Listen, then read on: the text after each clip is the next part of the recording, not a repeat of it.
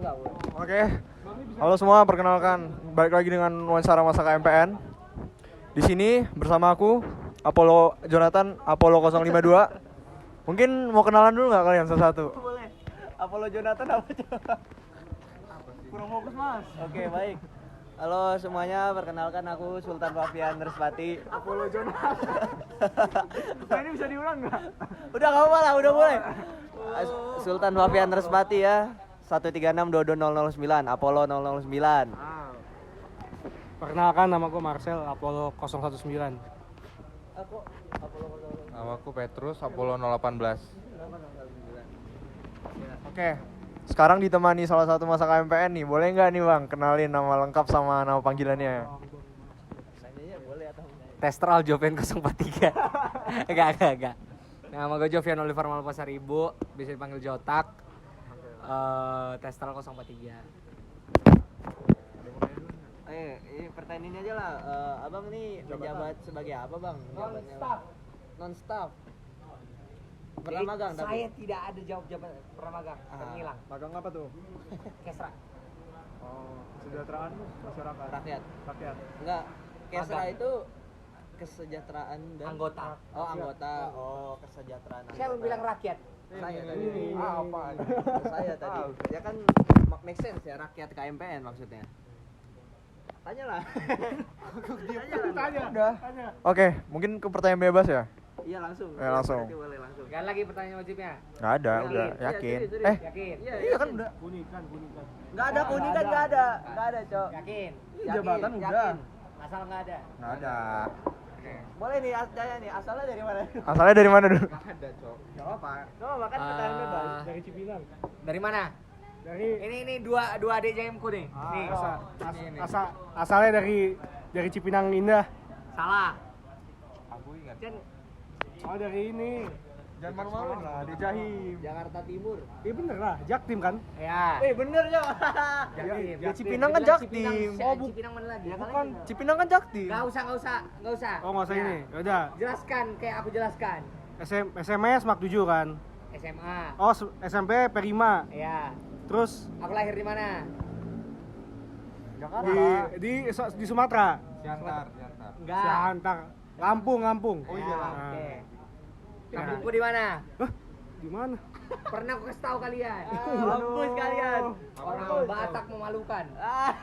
Borong-borong. Kasih borong-borong. Oh iya. Tahu kan mereka? Wah. Karena Batak. Oke, pertanyaan. Saya mau nanya bang, tadi kok dipanggilnya Jotak bang? Jovian Batak. Oh, Emang ada Jovian non Batak? Ada Jovian satu lagi. Jocin. siapa? Jovian Cina. Wah, ada. Ada Cok. Ya. Jovian Melford. Oke. Pertanyaan aku pertama apa ya? Menurut Abang berhimpun itu apa sih? Gila. Langsung gila. Langsung bang. Berhimpun di KMPN itu apa? Sesuai dengan agama saya. Hai mari berhimpun dan bersukari. Lanjutin, gue pengen tahu. Berhimpun itu dimana kita ada satu kesamaan dan itu kita berhimpun di situ, dan kalau di KMPN kesamaannya adalah kesamaan yang paling dekat itu kita ada di Teknik Dirgantara. Jadi ada manfaatnya dimana kalau ada orang-orang yang sama berhimpun. Dan menurutku berhimpun di KMPN itu sebenarnya satu, ngerjain tugas bareng. Yang paling tertanam lah. Iya, kewajiban kita yang bisa diselesaikan di himpunan adalah ngerjain tugas bareng. Dan itu efektif. IP gue naik. Alhamdulillah. Berarti kita udah punya proyeksi ke depannya nih. Iya. Nanti kayak gimana nih? Ya. Oke. Oke. Selanjutnya suka duka selama berhimpun di KMPN sendiri. Gimana? Duka nggak ada sih. Happy terus. Sukanya apa? Dukanya capek lah pastilah, ngurusin posjur, ngurusin apapun sampai nanti BP. Kalau nggak nge-BP, sukanya ngundang Aldi Taher, nyanyi di mana-mana, nyanyi di mana-mana, ya kan, ya gitu-gitulah, ya nyusun acara bareng, apalagi kalau acaranya sukses kan, proudnya minta ampun. Ya. Gua mau nanya nih bang, lu kan tadi bilang ada acara yang sukses. Menurut lu yang paling bikin lu proud itu apa? Ice atau bukan? Wisokto tahun kemarin. Wisokto. Jadi ada satu prosesi yang bikin gue bilang kayak oke, kita berhasil. Itu ada prosesi di malam Wish Night, dimana kita dari anak acara, gue acara waktu itu kan, kita dari anak acara tuh ngedesain suatu prosesi untuk pelepasan sebelum PALB, pengangkatan anggota luar biasa, yaitu menerbangkan lampion. Oke. Tapi sebelum itu di lampionnya kalian bisa tulis cita-cita kalian, harapan kalian, biar jangan pernah turun, selalu terbang gitu. Dan itu ya walaupun ada kebakaran, lampionnya Pionnya kayak itu kebakarannya kan kebakaran kecil gitu, langsung dimatiin. Tapi ada beberapa yang ada 4 dari beberapa yang jauh, tingginya jauh, dan turunnya itu nggak kelihatan, jadi ya bisa. berarti yang calon-calon sukses berarti. Hah? Yang 4 tuh. Doanya kuat, Sesuai iman dan takwa aja. iman yang baik. Gue udah tau lah ada lampion. Itu diadainnya di mana? Jadi waktu itu kita di Nara Park, Cimbelit ke atas. Oh, iya. Ada itu nih, coba biar kalian lihat. Ya nggak bisa ngelihat lo. Ya, Penonton happy. Nah, kalian di desa apa yang aku lihat? Ada di wisuda KMPN.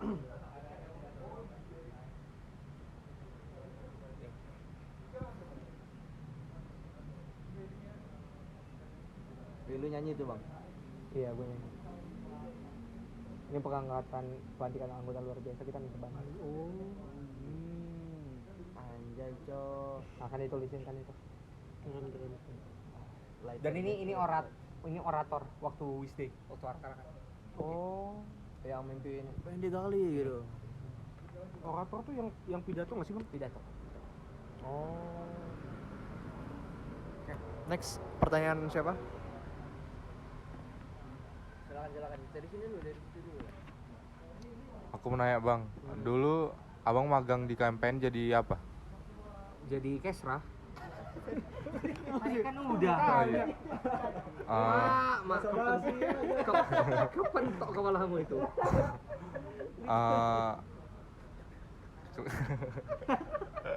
Malu. Lanjut. Apa namanya?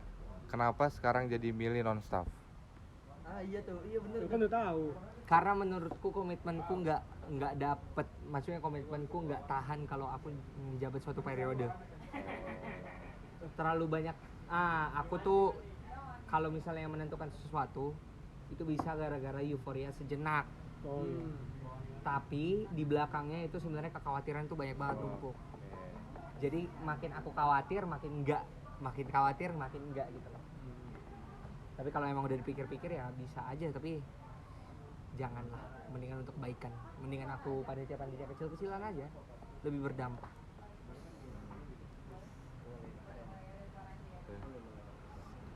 Cara abang ngimbangin waktu akademis sama non akademis?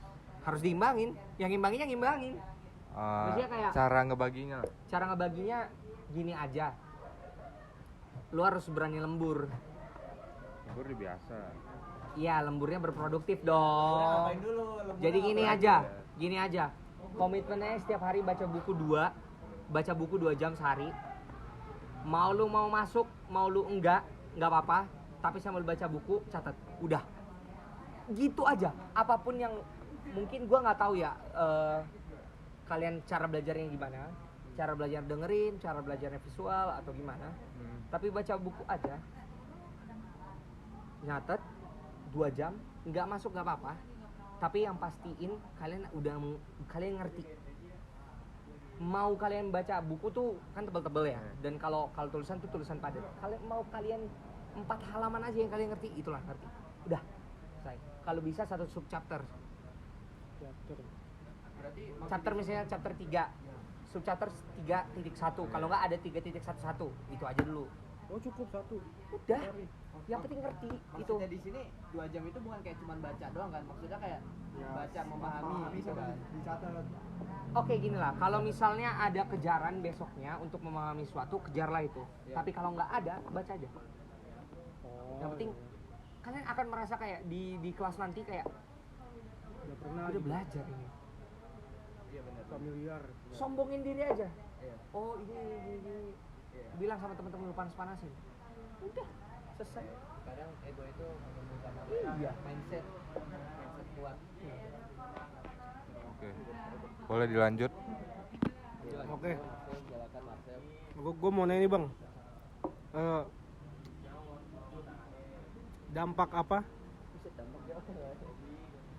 Banjir. Manfaat apa deh? Manfaat apa yang lu dapat dari berhimpun yang berpengaruh terhadap karakter lu? Karakter gua. Iya. Pemahaman gue tentang organisasi itu tinggi banget sekarang.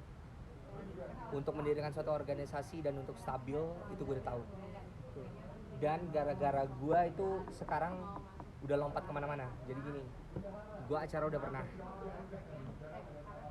mengurus suatu kementoran, bukan kementoran, cara gue mentor juga udah pernah kan. Tentang kesejahteraan anggota gue udah pernah. Sekarang gue lagi belajar tentang manajemen. Makanya gue ngambil kesekjenan. Di unit gue ngambil kesekjenan juga sekarang. Gitu. Jadi semua, ya kurang lebih semua jabatan udah pernah. Palingan yang gue belum pernah itu pengembangan. Pengembangan suatu sumber daya anggota. Karena itu nyusun matriks. Metode apa yang bisa sesuai dengan tujuan visi misi gua, yang pas untuk anggota gua untuk mencapai visi misi itu, berkembang ke situ. Dan apa parameter gua yang gua tetapkan biar gua dinilai berhasil atau tidak. Itu penyusunannya susah dan sampai sekarang gua nggak bisa. Itu doang. Ya kecuali kreatif ya, gua orangnya kan nggak bisa gambar. Gitu. Wah, udah ada gambaran belum kayak cara-cara membuat indikator itu? Research. Ah. Itu research Maksud banget. riset? Oke, misalnya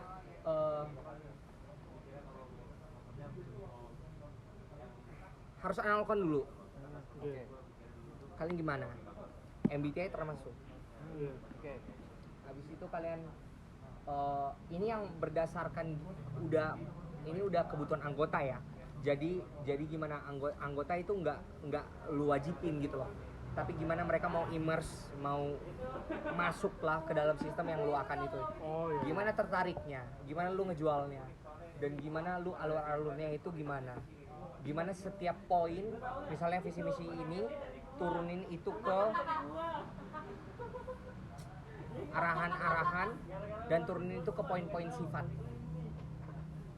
Pasti kalau mengembangkan suatu orang itu sifatnya harus ada yang dikembangkan atau berubah gitu. Gimana nih nanti? Dan itu harus kuantitatif, nggak bisa kualitatif, ya kan?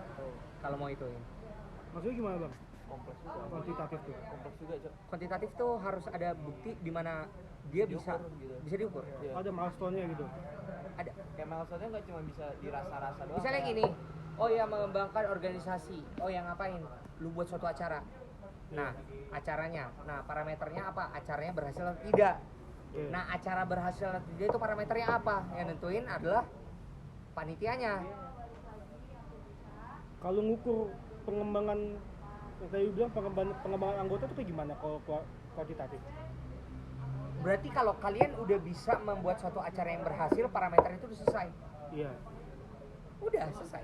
Terus berhasil seorang untuk berkembang tuh diukur dari apa? Karena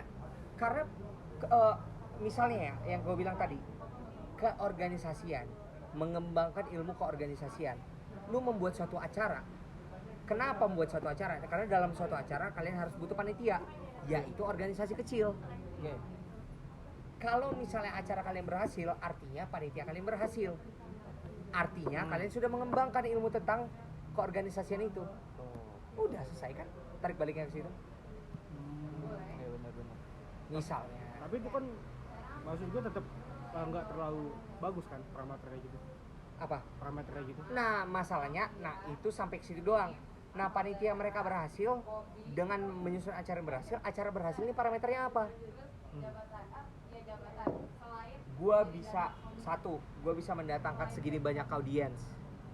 Oke, audiensnya itu harus dikembangkan ilmu pendidikannya, kognitifnya tentang misalnya dirgantara. Gimana caranya? Ini udah parameter lagi kan, parameter ke bawahnya lagi. Oh iya, nanti akan ada G-form yang merupakan suatu quiz. Kalau enggak nanti di seminarnya ada quiz kecil-kecilan. Oh iya, iya. Habis itu nanti dikumpulin, dicek berapa yang berhasil.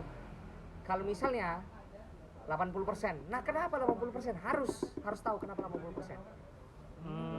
Jadi matok angka nggak cuma yang Nggak matok cuma doang. 80%, iya. Iya. Kan harus tahu kenapa 80%. Nah, disitulah yang aku kebingungan. Kenapa ya 80%? Karena kan kalau misalkan dia angka 80%, ini kayaknya angkanya bagus nih kan, kayak bagus-bagus doang juga nggak bisa gitu doang kan, kayak Dari situlah kalian harus riset. Riset aja, ahli-ahli udah bilang penandaan berapa pengembangan massa secara massal yang dianggap berhasil. 75% berhasil nggak sih? 60% berhasil nggak sih? 50%? Itu Ahli-ahli. Karena kita nggak ada riset sendiri. Kalau mau riset misalnya aku di intuisi aku aja ya. Gimana kalau suatu organisasi itu bisa bertahan adalah dimana anggota itu bisa berkembang dan bisa mempunyai ilmu yang baik. 75% anggota berkembang, artinya 75% itu setidaknya bisa menghidupi organisasi itu dan membantu orang-orang yang tidak memasuki. Cuma 25 nih ya, dari yang ring 1 ring 2 himpunan itu misalnya kita bilang patokan 50. oke. 56. 50 berapa lah? Misalnya itu 1/4. 25%. 25% kan yang menghidupi? Iya. 25% kan yang menghidupi? enggak lah. Ya kan itu kan ring 1 ring 2 doang. Bukan belum yang di bawah-bawahnya. Oke, iya, oke lah. Berapa? 50%. 50. Gua enggak tahu ini. Kita patok aja. 50%. Iya. Ya kan? Berarti 75% berhasil nggak? Enggak. Loh, karena kan baru 50% doang. Hah? 50% orang yang menghidupi Menghidupi KMPN. KMPN. Yang jadi starternya itu 50%. Oke. Yang jadi mesinnya 50%. Oke. Ya kan? Ah, Yang jadi mesinnya aja dulu 50%. Misalnya target kita itu mendidik satu KMPN. Gua berhasil 75% orang. Nah, Menghidupi. Gua berhasil mengembangkan ilmu 75%. Oh, iya. Berhasil nggak gua? Berhasil dong. Kalau asumsi gua gitu. Kalau iya. pemikiran gua gitu. Iya. Kalau argumentasi gua gitu. Gitu loh. Nah, itulah mengembangkan argumen-argumen itulah. Nah, tapi menurut gua kalian harus berpatokan kepada ahli. Karena itu mengembangkan suatu organisasi itu menurut gua tentang survivability organisasi itu. Menurut visi misi yang kita cantumkan untuk organisasi itu untuk bisa bertahan harus dikembangkan ilmu ini. Biar nanti di periode selanjutnya itu udah bagus gitu. Jadinya dari misalnya sekarang gua 50% orang yang menjabat, berarti kalau angkatan yang selain menjabat 75%-nya udah berhasil atau enggak dalam suatu angka, udah selesai. Tugas gue selesai dalam mengembangkan ini. Yang penting yang gue harapkan adalah 75% itu membantu 25% yang lain. Masuk akal kan? Itu Nah, gue mau nanya lagi nih sama lagi nih. bisa pertanyaan. Ya. Lu kan udah nyoba kan kayak berbagai bidang. Lu ngerasa lu paling cocoknya di mana? Dua, secara ilmu kayak serap pastinya. oke. Secara ilmu. Karena lu pernah nyoba di situ. Karena gue udah immerse 2 tahun lebih 3 tahun. 3 tahun. Sekarang gue masih itu untuk angkatan gue. Gue udah setahun di pusat. Gue udah setahun setengah di pusat. Karena waktu itu agak lama sih turunnya gue. Dan di FTMD gue udah. Jadi bisa lah dianggap 2 tahun. Karena kan untuk angkatan FTMD setengah semester. 1 semester maksudnya. Itu secara ilmu.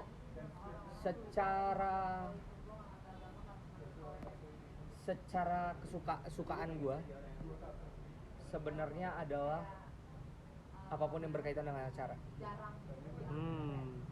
Menurut gue udah punya kapabilitas untuk ide-ide baik untuk acara. Kreatif. Iya, dari dalam brainstorming aja. Dan gue punya habit, gue nggak mau jadi ketua tapi gue mau jadi wakil ketua. Kenapa tuh? Gue nggak mau kewajiban gue terlalu besar, tapi di jabatan dimana gue bisa, di jabatan dimana suara gue tuh dihargai. Oh iya. Bukan dalam arti mengatur ya, tapi suara gue dihargai. Makanya lu nggak dicuekin lah suara lu. Karena ya kenapa gue bilang staff dicuekin ya karena staff. Karena mereka harusnya doer. Kecuali staff lu itu staff brainstormer. Karena kan staff di sini kan doer ya sebenarnya mindsetnya. Yang melakukan saja gitu. Iya. Disuruh itu lakuin. Kecuali satu kali dua kali ketua lu bilang, oh guys gue mau dapat pendapat nih, boleh.